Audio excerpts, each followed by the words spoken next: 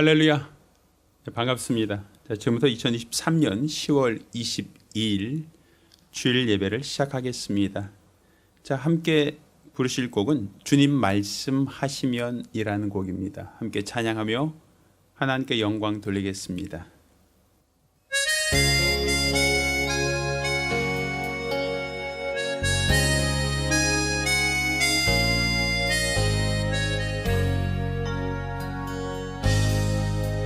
주님 말씀하시면 내가 나아가리다. 주님 뜻이 아니면 내가 멈춰서리다. 나의 가고 서는 것 주님 뜻에 있으니 오 주님 나를 이끄소서. 주님 말씀하시면 내가 나아가리다. 주님 뜻이 아니면 내가 멈춰서리다. 나의 가고 서는 것 주님 뜻에 있으니 오 주님 나를 이끄소서. 뜻하신 그곳에 나 있기 원합니다. 이끄시는 대로 순종하며 살리니 연약한 내 영혼 통하여 일하소서. 주님 나라와 그 뜻을 위하여 뜻하신 그곳에 나 있기 원합니다. 이끄시는 대로 순종하며 살리니 연약한 내 영혼 통하여 일하소서. 주님 나라와 그 뜻을 위하여 오 주님 나를 이끄소서.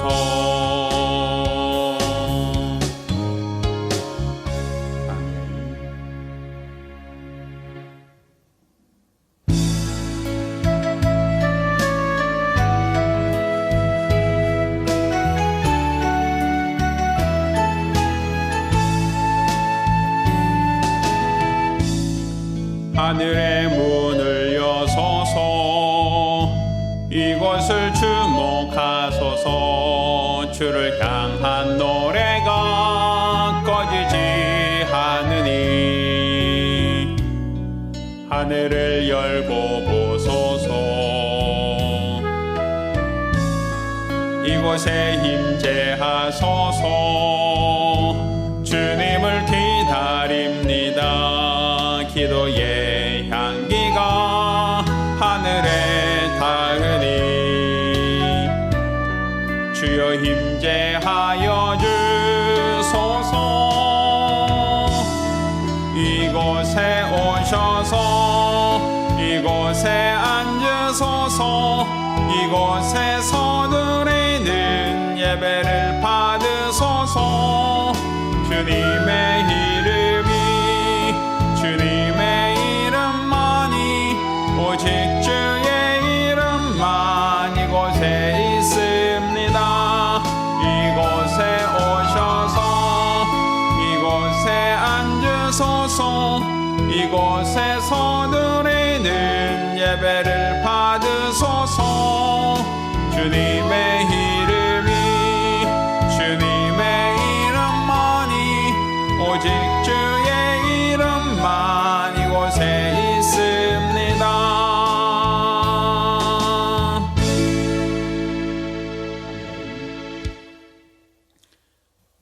은혜로우신 아버지 하나님, 우리로 주 앞에 나와 믿음으로 예배케 하심을 참으로 감사드립니다. 오늘 우리가 드리는 이 예배를 받아 주시고 하나님이 흠양하시는, 하나님이 기뻐하시는 거룩한 시간, 은혜의 시간 되게 하여 주시옵소서. 우리 하나님이 베푸시는 신령한 은혜와 또 하나님을 향한 성도의 믿음이 조화를 이루고, 이로써 우리 하나님이 참 기뻐하는, 하나님이 흠양하시는 거룩한 시간, 은혜의 예배가 되게 하여 주시옵소서. 살아계신 우리 주 예수 그리스도의 이름으로 기원합니다. 아멘.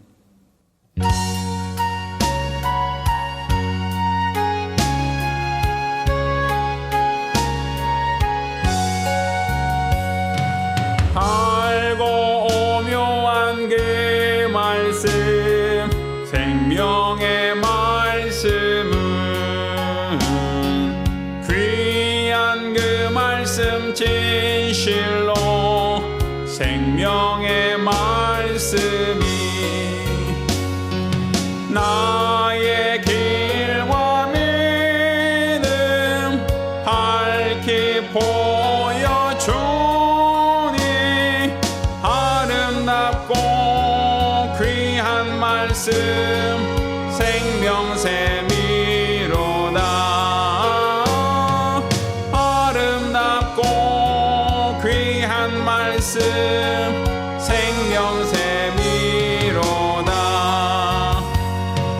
귀한 그 말씀 내 노래 제목이 되도다. 모든 사람의 복 주는 생명의 말씀은 값도 없이 받아 생명길을 가니, 아름답고 귀한 말씀 생명샘이로다. 아름답고 귀한 말씀 생명샘이로다. 널리 울리고 퍼지는 생명의 말씀은 마음의 용서와 평안을 골고루 주나니, 다만 예수 말씀 들어보늘 받네. 아름답고 귀한 말씀 생명샘이로다. 아름답고 귀한 말씀 생명샘이로다. 아멘. 우리 같이 기도합니다. 지난 한 주간 우리 하나님 앞에 범죄한 것, 하나님 앞에 가정했던 것, 게을렀던 모든 과오를 자복하며 한 목소리로 참여 기도합니다. 은혜로우신 아버지 하나님, 우리 하나님께서 우리를 사랑하시고 또 우리들을 불러주신 그 은혜와 사랑을 참으로 감사드립니다. 우리가 세상 속에 살면서 거룩하지 못하였고, 하나님의 뜻대로, 하나님의 말씀대로 하나님의 의중을 깨닫고 분별하기보다는 내 생각과 내 판단에 우선시했던 것들을 회개합니다. 입술로는 주님을 사랑한다고 늘상 고백하지만 나의 삶이 하나님과 무관하였고, 하나님을 멀리하였고, 오히려 육체의 정욕과 안목의 정욕, 이생의 자랑을 위하여 살지는 않았는지, 우리가 우리 자신을 되돌아보며 우리 하나님 앞에 회개하고 참회합니다.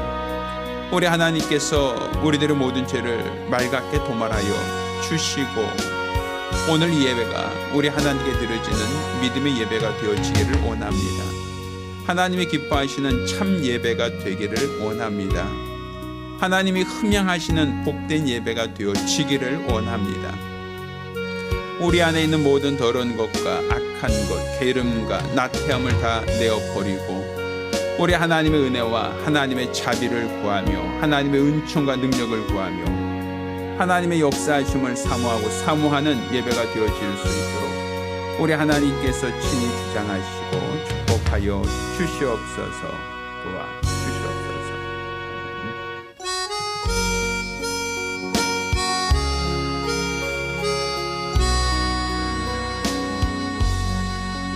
모든 영광을 하나님께, 모든 영광을 하나님께,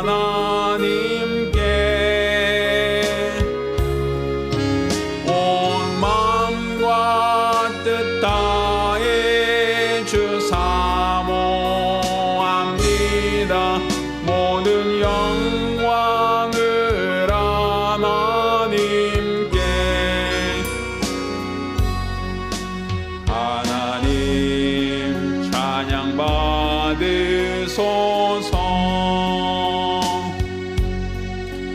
하나님 찬양 받으소서. 온 마음과 뜻 다해 주 찬양합니다. 하나님 찬양 받으소서.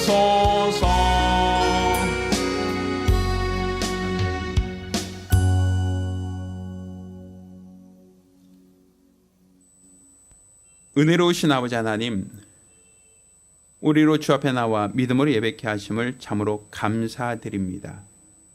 오늘 우리 예배를 받아 주시옵소서. 또 오늘 주 앞에 나올 때 믿음으로 드려진 모든 예물 기억하시고 우리 하나님이 흠양하사 어려운 환경 속에서도 수입의 10분의 1을 구별하여 하나님의 것임을 인정하고 존중한 자를 복주시고 또 매주간 혹은 월간 작정함으로 예물 드린 손길을 복주시길 원합니다. 주께 받은 바 그 은혜를 감사하며 감사드린 자를 복주시고 또 우리 하나님 앞에 선교 예물 드린 자들을 기억하사 하나님의 크신 은혜로 채워 주시옵소서. 또 연복의 감사함으로 모든 자들 우리 하나님께서 저들을 기억하시고 이 예배를 통하여 크신 은혜를 더하여 주시옵소서. 살아계신 우리 주 예수 이름으로 축복하며 기도합니다. 아멘. 오늘 주 앞에 감사하며 예물 드린 우리 모든 성도들과 가정들마다 하나님의 신령한 복과 은혜의 길을 예수 이름으로 축원합니다. 할렐루야.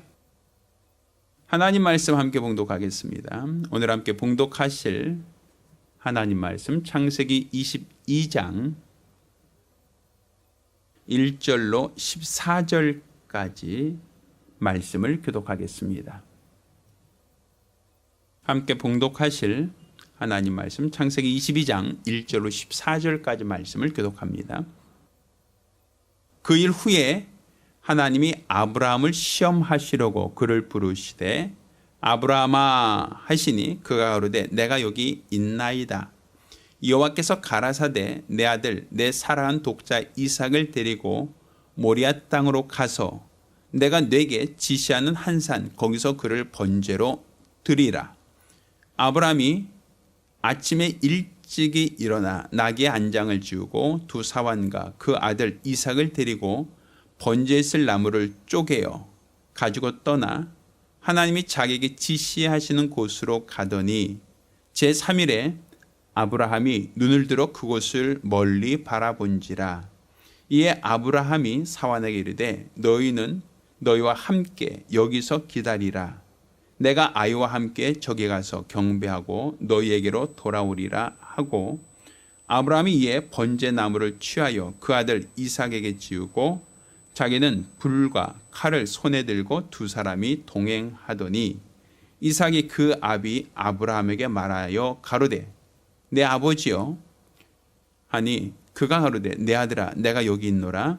이삭이 가로되 불과 나무는 있거니와 번제할 어린 양은 어디 있나이까. 아브라함이 가로되 아들아 번제할 어린 양은 하나님이 자기를 위하여 친히 준비하시리라 하고 두 사람이 함께 나아가서 하나님이 그에게 지시하신 곳에 이른지라. 이 아브라함이 그곳에 단을 쌓고 나무를 버려놓고 그 아들 이삭을 결박하여 단 나무 위에 놓고 손을 내밀어 칼을 잡고 그 아들을 잡으려 하더니 여호와의 사자가 하늘에서부터 그를 불러 가로되 아브라함아 아브라함아 하시는지라. 아브라함이 가로되 내가 여기 있나이다 하매 사자가 가로되 그 아이에게 손을 대지 말라. 아무 일도 그에게 하지 말라. 내가 내 아들 내 독자라도 내게 아끼지 아니하였으니 내가 이제야 내가 하나님을 경외하는 줄을 아노라. 아브라함이 눈을 들어 살펴본즉 한 수양이 뒤에 있는데 뿔이 숯불에 걸렸는지라. 아브라함이 가서 그 수양을 가져다가 아들을 대신하여 번제로 드렸더라. 같이 읽습니다. 아브라함이 그 땅 이름을 여호와 이레라 하였으므로 오늘까지 사람들이 이르기를 여호와의 산에서 준비되리라 하더라. 아멘. 하나님의 말씀은 우리 신앙의 기준입니다. 말씀이 기준이다라고 하는 것은 바로 세상에 법이 있어서 그 법을 따라서 나라를 통치하고 법에 기초하여 나라가 운영되어진 것, 우린 그것을 법치 국가라고 얘기합니다. 만약에 그 법 없이 나라가 통치된다라고 하면 우린 그것을 무법천지라고 표현하죠. 법이 없다는 거예요. 법이 없다라고 한다면 세상은 사람 살기가 굉장히 어려워집니다. 난리와 난리, 전쟁과 약탈과 방화와 살인, 도적질, 이런 어떠한 흉측한 범죄가 일어남에도 그것이 잘못이다라는 걸 깨닫지 못하게 되는 아주 이상한 그런 세계가 되어져 버릴 겁니다. 예전에 미국 로스앤젤레스에 흑인들 폭동이 있었어요. 간혹 요즘에도 어떤 흑인들이 경찰에 의해서 어떤 잘못된 어떠한 피해를 입었을 때 이에 분개해서 흑인들이 데모를 하거나 상점들을 약탈하는 경우들이 있죠. 최근에는 코로나로 인해서 굉장히 사회가 어려워지고 힘들어지니까 사람들이 그냥 약탈을 서슴지 않아요. 셔터문을 부수고 들어가서 거기 있는 물건들을 그냥 마음대로 가져와요. 그런데 그것을 제지하는 사람은 없어요. 너도 나도 들어가서 뭐 TV 하나라도 하나면 뭐 세탁기 하나라도 자기가 가져올 수 있는 모든 것들을 다 챙겨서 나오는데 급급하죠. 경찰은 보이지 않고 그들을 제지하는 사람도 보이지 않아요. 약탈과 방화가 일어나고 도적질과 범죄가 기승을 부리는, 그럼에도 불구하고 그것을 죄라고 처벌하지 못하는 지역이 있다면 우리는 그건 사람이 살기 어려운 무법천지라고 얘기하는 겁니다. 마찬가지예요.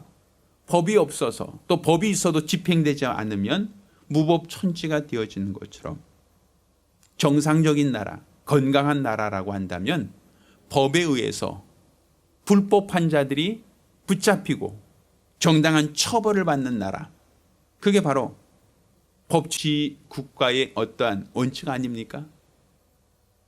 그러니까 세상에서 그 법을 조롱하는 말이 유전무죄, 무전유죄 뭐 이런 얘기 하잖아요. 돈 있으면 풀려나고 돈 없으면 잡힌다라는 얘기 아닙니까? 법이 있어도 돈 있는 사람은 피해 다닌다라고 하면 사람들은 그런 법을 신뢰하지 않게 된다는 얘기입니다. 법에 기초하여 돈이 있든 없든지 간에 똑같은 처벌, 똑같은 형벌이 받는다고 한다면 그것이 정상적인 국가, 건강한 국가라고 얘기하겠죠. 그처럼 우리의 신앙의 기준은 항상 하나님의 말씀이 되어야 된다는 거예요. 하나님의 말씀이 우리의 믿음, 우리의 생활, 우리의 모든 활동의 기준, 기초가 되어야 한다는 것이죠. 그게 바로 하나님이 원하시는 법치국가, 하나님이 원하시는 의로운 성도가 될 수 있는 길입니다. 따라서 우리는 어떤 선택의 기로에 있을 때 하나님이 무엇이라고 말씀하셨는가가 기준이 돼야 돼요.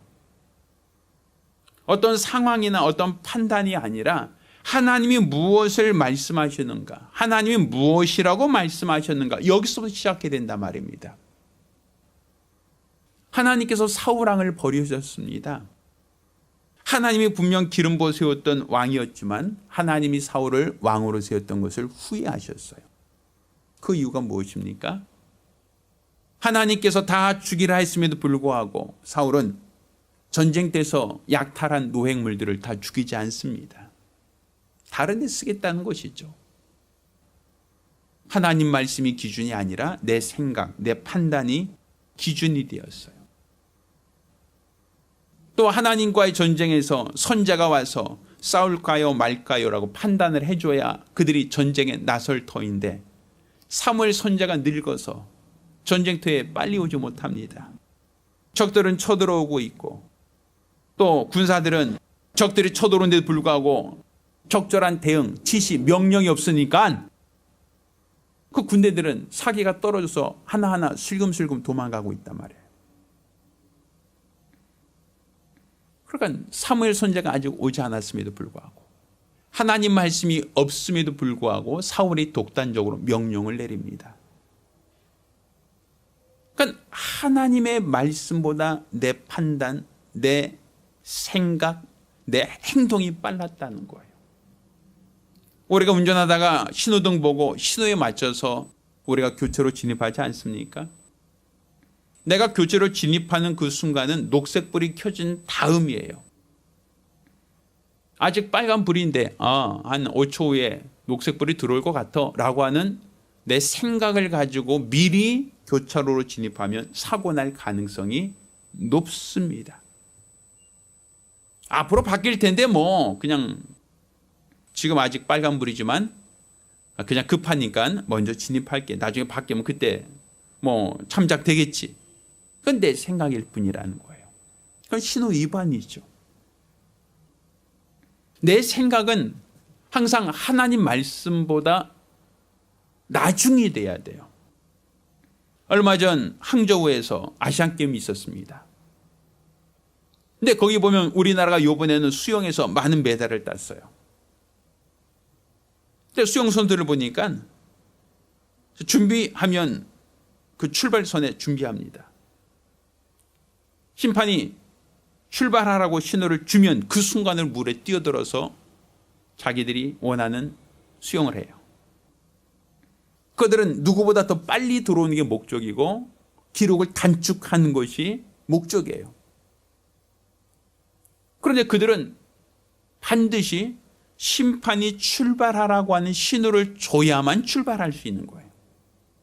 만약에 심판이 출발하라는 신호를 주지 않았는데 그들이 먼저 출발하면 실격입니다. 아무리 그들이 세계적인 선수라 할지라도, 세계적인 기록을 갖고 있는 선수라 할지라도, 아무리 유명사가 있다 할지라도 심판의 신호보다 먼저 물에 뛰어들었으면 그들은 반칙이에요. 실격이에요. 그 기록은 인정되지 않아요. 그 사람은 메달권에서 멀어지는 거예요. 그처럼 우리의 모든 신앙의 기준은 하나님의 말씀이 되어야 한다는 거예요. 하나님의 말씀에 기초한 신앙, 그게 바로 하나님이 원하시고 하나님이 요구하시는 믿음이기 때문에 그렇습니다. 그러면 우리가 금년 한 해 사랑과 순종의 비밀에 대해서 설명하고 있죠. 그럼 사랑도 하나님이 우리에게 주신 말씀이고 또 순종하는 것도 우리가 마땅히 해야 될 하나님의 계명이에요. 그럼 사랑과 순종 가운데 무엇이 우선되는가? 무엇을 더 우선적으로 봐야 되는가라고 할 때 여러분은 사랑이 먼저입니까? 순종이 먼저입니까? 어느 게 더 중요합니까? 마치 이것은 우리가 예전에 그 우스갯소리로 하는 말 속에 계란이 먼저입니까? 아니면 암탉이 먼저입니까? 라고 묻는 거와 유사한 거예요. 아마 세상 사람들에게 물어보세요. 계란이 먼저입니까? 암탉이 먼저입니까? 그럼 사람들은 얘기합니다. 계란이 부화돼서 병아리가 되고 병아리가 자라야 암탉이 되니까 계란이 먼저네요 라고 할 사람이 있을 거예요. 또 한쪽에서는 이 사람아, 암탉이 알을 낳아야 계란이 있는 거지. 암탉이 없는데 계란이 어떻게 생깁니까? 그러니 계란보다 암탉이 먼저죠 라고 하는 사람도 있을 거예요. 아마 여러분 같으면 계란이 먼저입니까? 암탉이 먼저입니까? 라고 누가 물어본다면 무엇이 먼저라고 대답하겠습니까? 우리는 이쪽 말을 들어보면 그 말이 맞은 것 같고 반대편 말을 들어보면 그쪽 얘기가 또 타당성이 있어 보이니까 글쎄요 할 수 있을지 몰라요. 근데 그것을 성경에 기초해 보자는 거예요. 성경은 무엇이라고 말하는가? 하나님께서 세상을 만드실 때 하늘의 새들, 바다의 물고기, 땅의 육축을 만들었다라고 기록되어 있어요. 하나님께서 알을 만드셨다 라고 표현하고 있지 않죠? 그럼 뭐가 기준인 거예요? 하나님의 말씀이 기준이라면 하나님이 계란을 만들었고 계란이 자라서 병아리가 되고 병아리가 자라서 암탉이 됐습니다. 이런 어떤 과정이 아니라 바로 하나님이 알을 만드셨다. 계란을 만드시고 계란을 부화시키사 병아리가 되게 하시고 그 병아리가 자라 암탉이 되게 하셨다라고 한 표현이 아니라 하늘의 새들을 두시고 바다에 물고기를 두시고 땅에 육축을 두셨다라고 기록하고 있잖아요. 그러면 성경에서는 뭐가 먼저라고 기록하고 있는 거예요? 먼저 새를 만드셨어요. 그리고 새들에게 생육하고 번성하여 땅에 충만하라 했으니 그 새들이 알을 낳게 되었다. 이게 순서죠. 물론 진화론에서는 전혀 다르게 생각할 수 있어요. 진화론은 처음부터 닭이나 새가 있었다 생각하지 않죠. 어떠한 단세포가 분화되다가 어떠한 개체가 만들어지고 그 개체가 진화되는 과정 속에서 지금의 닭이든 새가 됐다. 그러니 단세포부터 시작된다라고 하는 관점에 봤을 때는 그들은 그나마 계란이 더 먼저였을 것이다라고 판단할 수 있는 가능성이 있겠죠. 새가 먼저 있고 나서가 아니라 새는 진화의 관계 속에서 나타난 것이지 그 이전에는 알처럼 단세포가 우선이다라고 얘기할 수 있을 거예요. 그러니 암탉이 먼저입니까? 계란이 먼저입니까? 라고 할 때 진화론에서는 아무래도 계란이 먼저가 아니었을까라는 것이고 성경에서는 하나님이 알을 만든 게 아니라 새를 만들었으니 암탉이 먼저입니다 라고 얘기하겠죠. 그러니까 판단의 기준에 있어서 뭐가 판단이 기준되는 겁니까? 하나님의 말씀이 기준되었다는 거예요. 자, 그럼 같은 맥락에서 봅시다. 하나님께서 사랑하라 하셨어요. 또 하나님이 순종하라고 하셨어요. 그러면 사랑하는 것과 순종하는 것 사이에는 무엇이 더 우선적인가? 자, 오늘 우리가 읽은 이 본문 말씀은 아브라함 이야기죠. 하나님께서 믿음의 조상 아브라함에게 약속하셨어요. 내가 하나님 말씀을 듣고 순종하여 하나님 지시한 땅으로 가면 내가 너에게 복을 주겠다. 하늘의 별처럼 바다의 모래처럼 많은 자손을 내게 주겠다라는 약속을 하셨어요. 아브라함은 하나님 말씀에 순종하여 본토와 친척과 아비집을 떠나 하나님이 지시한 땅, 곧 가나안 땅으로 이전했죠. 그리고 그 가나안 땅에 살면서 그가 거기 많은 가족과 많은 그 종들을 데리고 거기서 정착을 합니다. 그런데 하나님 말씀대로 그가 자녀를 낳지 못해요. 분명 하늘의 무별처럼 바다의 많은 모래처럼 많은 자손을 주겠다고 했지만 자기 정실 부인 아브라함의 정식 부인을 통해서는 자녀가 없단 말이에요. 무자하다는 얘기죠. 그러다가 아브라함 나이 100세에 하나님이 비로소 아브라함에게 이삭이라고 하는 아들을 주셨어요. 아브라함이 나이 많아 남성으로서의 능력이 끊어지고 그 안에 살아도 여인으로서 경수가 끊어진 이후 하나님은 그들에게 믿음을 따라 하나님의 말씀을 따라 아들을 주셨다. 그 아들이 바로 이삭이다라고 얘기하는 겁니다. 자, 그런데 오늘 우리가 읽은 본문을 보니까 하나님께서 아브라함에게 말씀하십니다. 이삭을 하나님이 지시한 산으로 데려다가 번제로 드리라는 거예요. 지금 아브라함에게 있어서 이삭은 어떤 아들입니까? 하나님이 주신 소중한 아들이에요. 하나님께서 그 아들을 주신 것은 그 아들을 통하여 사랑하라. 하나님의 마음을 배울 수 있도록 사랑하라고 주신 거예요. 우리가 지난번 남편에게 하나님이 돕는 배필을 준 이유가 남편에게 아내를 사랑하라. 아내에게 남편을 복종하라. 또 부모에게 자녀를 주신 것도 부모가 자녀를 뭐하라? 사랑하라. 또 자녀는 부모에게 순종하라. 그거 아니었습니까? 그러면 아브라함과 사라에게 하나님이 이삭을 기업으로 주신 이유는 뭐 하라는 거예요? 걔를 죽이라는 게 아니죠.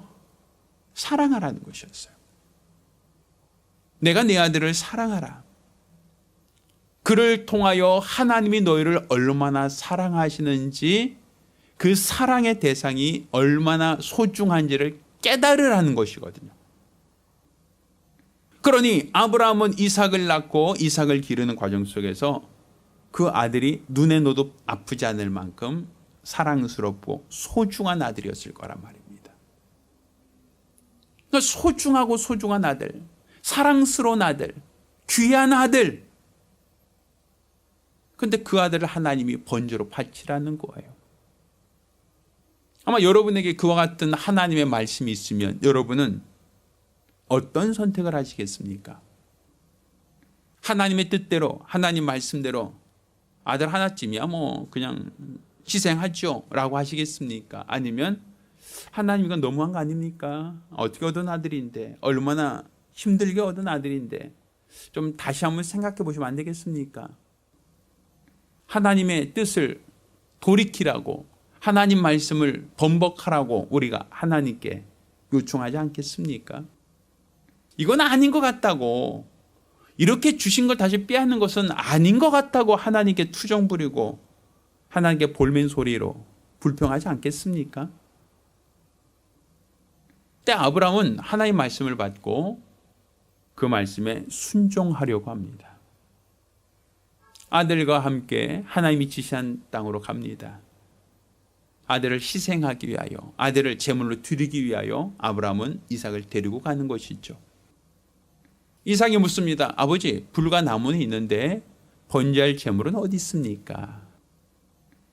아버지 입장에서 볼 땐 참 억장이 무너진 소리 같아요. 바로 너다. 내가 너 바치려고 한다. 막 그렇게 얘기해야 마땅하지만 아브라함은 차마 그렇게 말할도 못해요. 하나님이 예비하셨다. 하나님이 원하신 제물을 지목하셨다라는 얘기예요. 바로 그것이 내가 너를 희생하려고 한다라는 것이죠. 아브라함은 그 아들을 데리고 모리아산까지 도착했습니다. 자, 단을 만들고 나무를 그 주변에 쌓았어요. 그리고 번제할 제물로 그 아들을 결박하여 그 제단에 올려놓습니다. 아브라함의 심정은 어떨까요? 내가 사랑하는 아들이다라고 하는 걸 우리가 부정할 수가 없죠. 사랑. 하나님이 그 아들을 번제로 드리라고 했으니 그 아들을 희생하고 불에 태워 죽이는 것, 그건 하나님의 말씀에 순종하는 행위예요. 그럼 여러분은 이때 사랑을 선택하겠습니까? 순종을 선택하겠습니까? 만약 여러분이 그 선택의 기로에 있다라고 하면 어느 것을 선택하는 것이 올바른 신앙이다라고 생각하십니까? 아마 여러분은 인간적인 면의 기준으로 한다면 어떻게 아들을 죽입니까? 얼마나 소중하고 얼마나 귀한 아들인데. 이건 살인입니다. 이거는 올바르지 않습니다. 아마 아들을 죽이면 사람들 당신에게 치매 걸렸다고, 미쳤다고, 사람들이 아마 당신을 평생 조롱하고 놀릴 겁니다. 하나님께서 말씀하시는 것이 이치에 맞지 않습니다. 이건 도저히 안 되는 얘기입니다. 이게 말도 안 되는 소리입니다. 라고 하나님 말씀은 순종할 가치가 없다라고 판단하지 않겠습니까? 자, 그런데 믿음의 조상 아브라함은 자기가 사랑하는 아들임에도 불구하고 하나님 말씀에 순종하는 편을 택합니다. 왜? 주시니가 하나님이시니 취하시는 것도 하나님이라는 이 믿음이 있었기 때문에 그래요. 그 아들을 어떻게 얻었습니까? 내가 노력하여 얻은 아들이 아니라 내 나이 100세, 사라 나이 90세, 남성으로서 여성으로서의 모든 생리적인 능력이 다 끊어진 이후에 하나님이 주신 아들이에요. 분명 내 안에 사례가 낳은 아들이지만 내가 노력하여 난 내 아들이 아니라 하나님이 기업으로 주신 선물이다라는 걸 알았단 말이에요. 그래서 아브라함의 믿음이 없는 것을 있게 하신 하나님, 죽은 자를 산자처럼 부르시는 하나님을 믿었다라고 되어 있어요. 없던 아들을 하나님이 주셨지 않습니까? 도저히 인간의 능력으로는 이제는 생육할 수 있는 나이가 끊어져서 내 아내든 아브라함이든 더 이상 출산할 능력이 다 상실되었습니다. 생물학적으로 생리적으로 이제는 불가능합니다. 불임입니다 라고 판정된 이후에 그 아들을 얻었으니 그 아들은 내가 노력하여 얻은 아들이 아니라 하나님이 없는 것을 있게 하신, 죽은 것을 산자처럼 부르셔서 주신 것이다. 곧 하나님의 것이다 라는 거예요.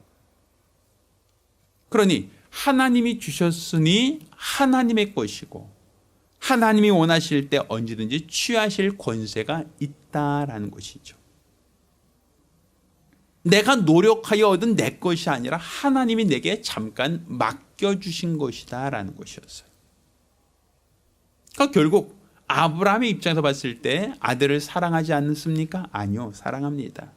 아들이 소중하고 귀하죠.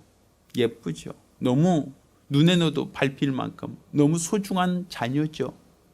그렇지만 그 아들을 주시니까 하나님이고 주시니가 다시 취하신다 할 때, 마치 달란트를 맡기시니까 주인이고 맡긴 달란트를 다시 청구할 때 종이 이거 나에게 줬으면서 왜 다시 뺏으려고 하십니까? 라고 하지 않죠. 이건 주인이 맡겨놓으신 것이지 내 것이 아니라는 거예요. 그러니 아브라함은 응당히 주인이 원할 때, 주인이 다시 달라고 할 때 주인의 손에 올려 놓으려 했다라는 거죠. 그러니 아브라함의 믿음의 기초가 무엇이냐면 내 감정보다 우선하여 하나님 말씀, 하나님의 말씀에 순종하는 것이 더 중요하다라고 본 거예요. 그러면 이 사랑이라고 하는 것도 결국은 하지 말란 얘기가 아니거든요. 사랑이라는 건 쓸모없다, 불필요하다는 얘기가 아니거든요. 왜 성경에는 고린도서 13장에 믿음과 소망과 사랑 중에 그 중에 제일은 무엇이다? 사랑이라고 얘기하지 않습니까? 그러면 그 중에 제일은 사랑인데 사랑이 불필요하다, 사랑할 필요 없다, 그런 얘기는 어디도 없어요. 사랑이 소중하고 사랑을 해야 된다. 하나님을 사랑해라. 내 이웃을 내 몸처럼 사랑하라. 성경 계속 사랑을 말하고 있지 않습니까?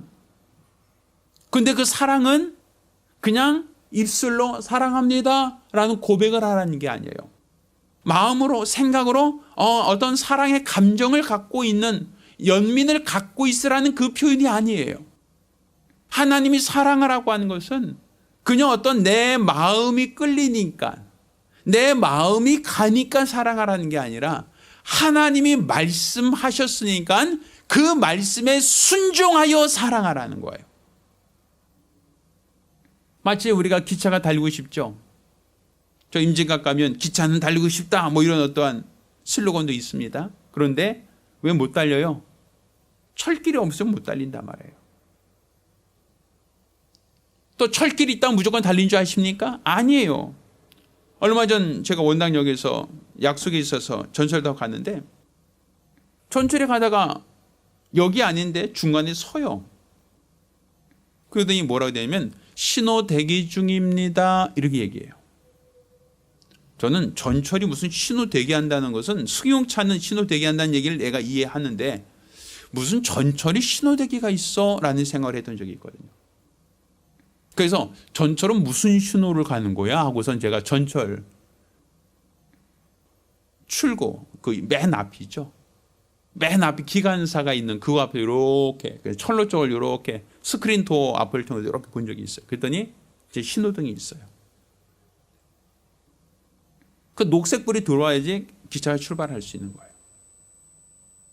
만약 그 신호등이 빨간불이면 열차는 출발하지 않습니다. 신호 대기 중입니다 라고 얘기하죠.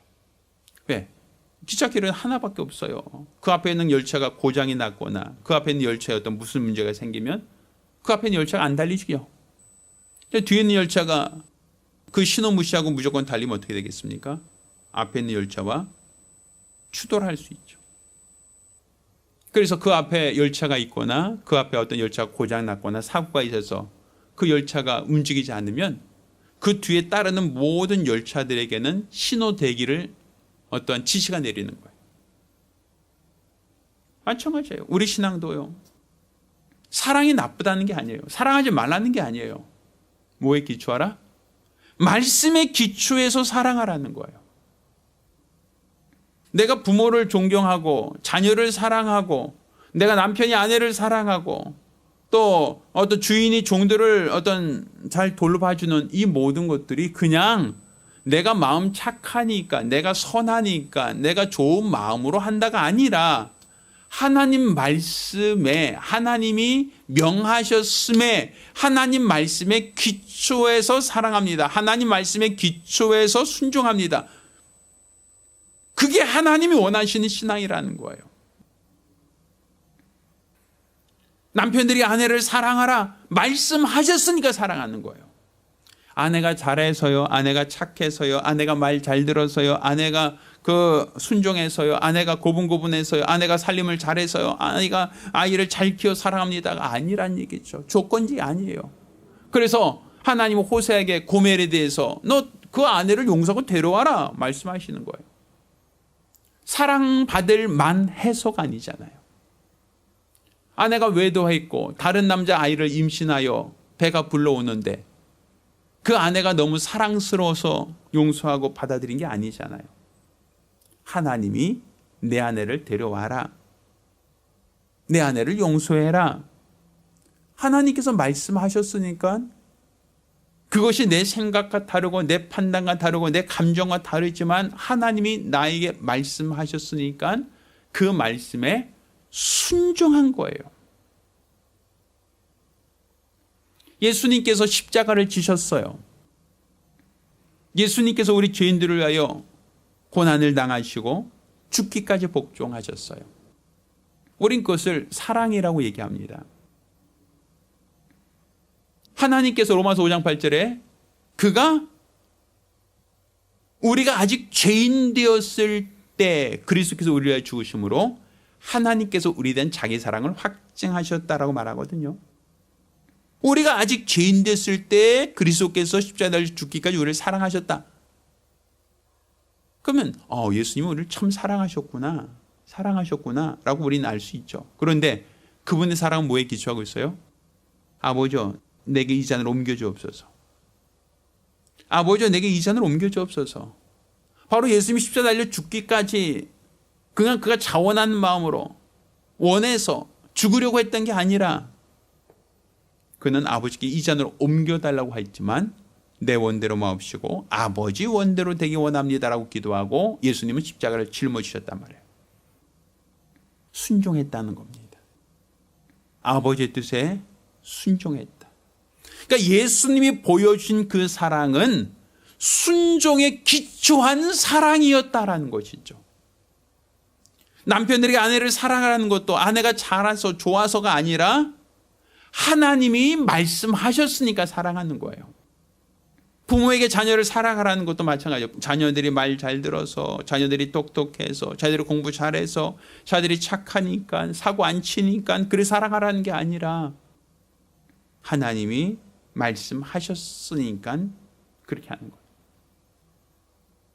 그러니까 우리는 항상 뭐에 기초해야 된다? 말씀에 기초한 사랑, 곧 말씀에 순종하는 사랑이 되어야 된다는 것이죠. 아까 그랬죠. 계란이 먼저입니까? 암탉이 먼저입니까? 라고 할 때 말씀의 기초에서 본다면 하나님이 새를 만드셨다. 하나님이 알을 만들고 알을 부화시켜서 새가 되게 하셨다가 아니라 새를 만들고 그 새들에게 생육과 번성의 땅에 충만하라 하셨으니 말씀에 기초한다면 뭐가 우선이에요? 새가 먼저고 그 다음에 새가 알을 낳았다. 생육과 번성케 되었다라는 것이 그 다음이겠죠. 그것처럼 사랑과 순종 어느 게 더 우선입니까? 어느 게 더 중요합니까? 라고 할 때 성경은 우리에게 뭘 말씀하고 있어요? 말씀에 기초한 사랑을 하라는 거예요. 그 사람을 보지 말고 그 사람이 잘했냐 잘못했느냐, 사랑받을 만하냐 사랑받지 못할 만하냐, 그게 기준이 아니라 하나님이 나에게 무엇이라고 말씀하셨는지 하나님의 말씀에 기초해서 사랑을 하라는 거예요. 그가 잘했으니까, 그가 착하니까, 그가 똑똑하니까, 그 능력이 있으니까가 아니라 하나님이 사랑하라고 하셨으니 사랑하는 거예요. 그래서 원수도 사랑하라. 원수가 사랑받을 만합니까? 원수가 사랑받을 만한 자격과 조건과 어떠한 기준이 됩니까? 원수를 사랑하라. 그 얘기 뭐예요? 원수를 사랑하려면 내 감정을, 내 생각을, 내 판단을 포기하지 않고는 사랑할 수 없죠. 용서할 수 없죠. 그 얘기는 다른 말로 하나님 말씀에 기초해서 사랑할 수밖에 없는 거예요. 따라서 우리가 하나님 말씀에 기초해서 사랑한다라고 할 때 성경은 우리에게 얘기하는 거예요. 나의 말을 가지고 지키는 것이 하나님을 사랑하는 방법이다라고 얘기하는 거예요. 그러니까 우리가 이제 요한복음 14장 21절이죠. 제가 한번 읽겠습니다. 나의 계명을 가지고 지키는 자라야 나를 사랑한 자니 나를 사랑한 자는 내 아버지께 사랑을 받을 것이요 나도 그를 사랑하여 그에게 나를 나타내리라. 뭐예요? 나의 말을 가지고 지키는 자가 바로 누구를 사랑하는 것이다? 예수를 사랑하는 것이고 또한 더 나아가 아버지를 사랑하는 것이다 라고 말하고 있잖아요. 그러니 우리가 하나님을 사랑하라 라고 하는 것도 결국은 뭐에 기초해야 된다? 말씀을 순종하는, 순종에 기초하여 사랑하라 이렇게 되는 거죠. 이웃을 내 몸같이 사랑하라는 것도 이웃이 불쌍하니까, 이웃이 어려우니까, 이웃이 가여부니까 사랑한다가 아니라 뭐에 기초해야 된다? 말씀에 기초해서, 말씀에 순종해서 사랑이 됩니다라는 거예요. 결국 아브라함이 이삭을 사랑했지만 자기 아들, 어렵게 낳은 아들에게 금이야 옥이야 너무 소중한 아들을 사랑하는 아들이었지만 아브라함이 하나님 말씀에 순종하였을 때 아브라함은 믿음의 조상이 되었고 장차 오실 예수 그리스도의 조상이 될 수 있었다라고 성경은 우리에게 말하고 있는 겁니다. 따라서 우리 하나님 앞에서 옳다 인정을 받는 것은 바로 말씀에 기초한 신앙이다. 말씀에 순종하는 신앙이다. 그러니까 우리가 사랑하는 것도 말씀에 기초할 때, 말씀에 순종할 때 하나님을 기쁘시게 한다. 하나님이 원하시는 것이다 라는 걸 깨닫기를 예수 이름으로 축원합니다. 할렐루야. 여러분 모두가 하나님 말씀에 기초한 사람, 말씀에 순종하는 사랑을 하시기를 예수 이름으로 부탁드립니다. 기도하겠습니다. 우리 같이 기도하실 때 하나님, 내가 하나님 말씀에 기초한 신앙생활을 할 수 있도록 도와주시옵소서. 하나님 뜻대로 하나님 말씀대로 순종할 수 있게 해달라고 간절히 사모하며 한 목소리로 기도합니다. 살아계신 아버지 하나님, 우리가 내 생각, 내 판단, 내 감정에 기초한 신앙이 아니라 항상 우리는 하나님 말씀에 기초한 신앙을 갖게 하시고 말씀에 순종함으로 하나님을 기쁘시게 하는 거룩하고 복된 성도들이 되게 하여 주시옵소서. 우리 안에 있는 게으름, 나태함, 연약함을 아시오니 우리 생각이 변하고 우리의 마음과 판단이 바뀔 수 있음을 기억하여 항상 하나님의 말씀에 기초한 신앙생활을 할 수 있도록 도와주시고, 이로써 우리 주 앞에 선 날 잘하였다고 칭찬받는 성도들이 되게 하여 주시옵소서. 살아계신 우리 주 예수 이름으로 기도드렸습니다. 아멘. 할렐루야. 우리 하나님 말씀에 기초한 거룩한 성도들이 되시기를 예수 이름으로 부탁드립니다. 자, 모두 일어나서 함께 찬송하겠습니다.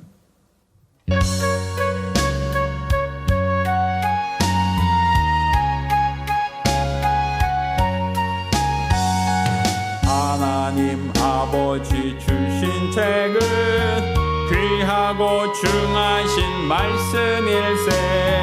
기쁘고 반가운 말씀 중에 날 사랑한단 말 참 좋도다. 주 나를 사랑하시오니 즐겁고도 즐겁도다. 주 나를 사랑하시오니 나는 참 기쁘다. 구속의 은혜를 저버리고 어긋난 딴 길로 가다가도 예수의 사랑만 생각하면 곧 다시 예수께 돌아오리. 주 나를 사랑하시오니 즐겁고도 즐겁도다. 주 나를 사랑하시오니 나는 참 기쁘다. 유소의 영광을 바라보며 예수의 사랑을 찬양하리. 영원히 찬양할 나의 노래 예수의 사랑이 귀하도다.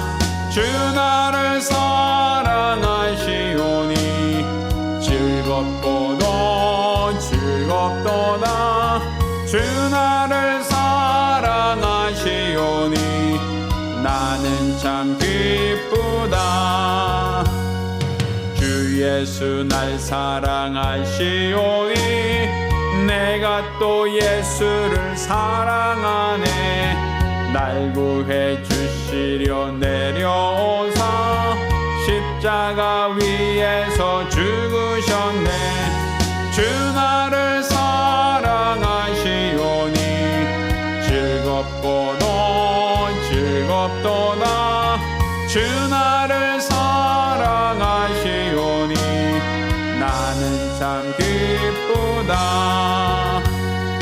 주 예수 날 사랑하시오니 마귀가 놀라서 물러가네. 주 예수 이렇게 사랑하니 우리는 어떻게 보답할까. 주 나를 사랑하시오니 즐겁고도 즐겁도다. 주 나를 사랑하시오니 나는 참 기쁘다. 아멘. 기도합니다. 이제는 우리 주 예수 그리스도와 아버지 하나님의 극진하신 사랑과 보혜사 성령님의 교통하시고 역사하심이 오늘 이와 같이 하나님 말씀을 받고 그 말씀에 순종하여 사랑하기로 결심한 우리 모든 성도들과 가정들 위해 이제로부터 영원까지 함께 있을지어다. 아멘. 할렐루야. 지난주 말씀드린 것처럼 우리가 11월 1일부터 21일까지 우리가 다니엘 기도회를 저희도 동참합니다. 저녁 8시에서 10시까지입니다. 우리 성도님들의 많은 참여 부탁드리겠습니다. 이상입니다. 감사합니다.